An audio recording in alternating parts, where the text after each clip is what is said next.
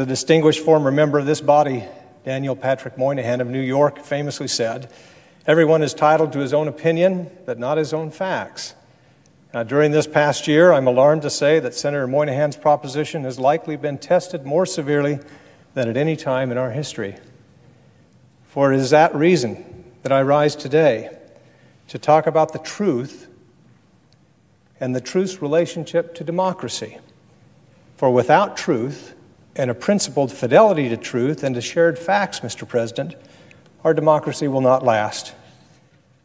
2017 was a year which saw the truth, objective, empirical, evidence-based truth, more battered and abused than at any time in the history of our country, at the hands of the most powerful figure in our government.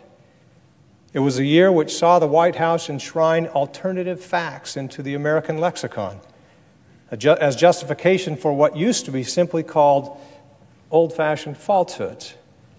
It was a year in which an unrelenting daily assault on the constitutionally protected free speech was launched by the same White House, an assault that is as unprecedented as it is unwarranted. The enemy of the people was how the President of the United States called the free press in 2017.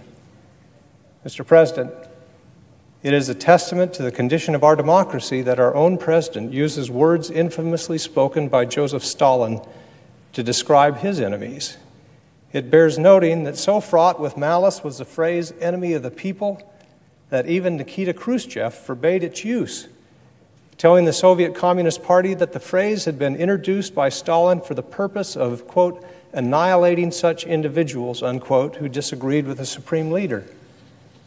This alone should be the source of great shame for us in this body, especially for those of us in the President's party, for they are shameful, repulsive statements.